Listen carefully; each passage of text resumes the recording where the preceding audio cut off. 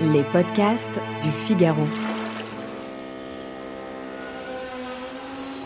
Prêt pour le décollage.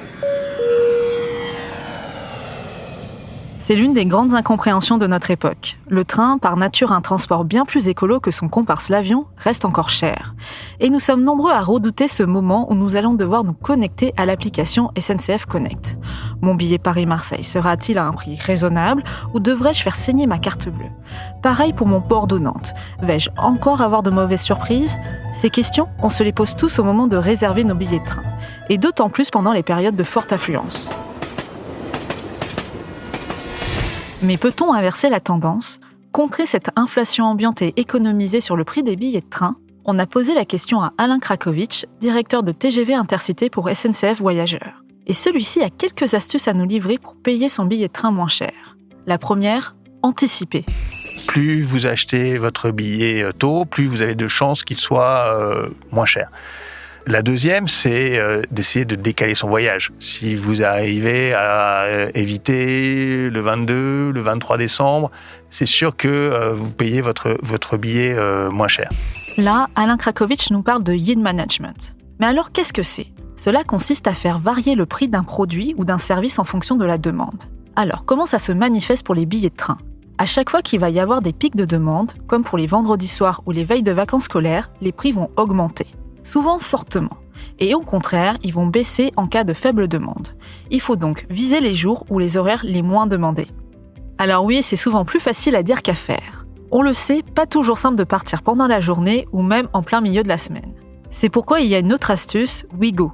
Depuis maintenant 10 ans, le service low cost de la SNCF permet d'avoir des alternatives raisonnables sur le prix des billets. Ouigo, là, c'est pas un billet sur deux à moins de 40 €, c'est un billet sur deux à moins de 25 €. Et on développe de plus en plus Ouigo.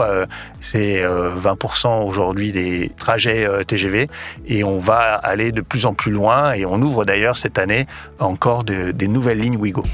Attention, low cost oblige, il faut payer pour accéder à certains services. Par exemple, si vous avez des bagages supplémentaires ou si vous voulez choisir votre place.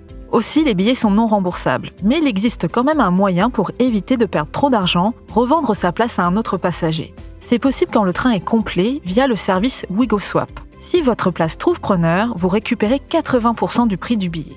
Enfin, dernière astuce et peut-être celle qui présente le plus de bénéfices pour Alain Krakowicz, la carte avantage. C'est vraiment la solution qui permet de limiter systématiquement les prix. Ils sont plafonnés. On est sûr de ne pas avoir des prix élevés au dernier moment. Et donc, c'est une solution qui est fantastique. Pour 49 € sur toute l'année, on a 30% de réduction, 60% pour les enfants. Moi, je pense que tous les Français devraient avoir la carte avantage dans leur poche. Il en existe plusieurs sortes selon les âges des voyageurs. Il y a la carte avantage jeune, réservée aux moins de 27 ans, l'adulte pour les 27-59 ans, puis la senior pour les plus de 60 ans. Elle présente les mêmes qualités. Bénéficier de prix plafonnés en seconde classe sur les TGV Inouï et les Intercités. Comptez 49 € au maximum pour des trajets de moins d'1h30, 69 € pour des voyages entre 1h30 et 3h et 89 € pour des trajets de plus de 3 heures. Seule différence, pour la carte avantage adulte, les trajets doivent avoir lieu pendant le week-end, sinon pas de prix plafonné. Il y a également des abonnements possibles comme les formules Max, anciennement TGV Max. C'est le même principe pour 79 € par mois, on parle ici des formules pour les jeunes et les seniors. On peut réserver des TGV, Ouigo et Intercité en nombre illimité ou quasi illimité à condition que les trajets se fassent hors période d'affluence.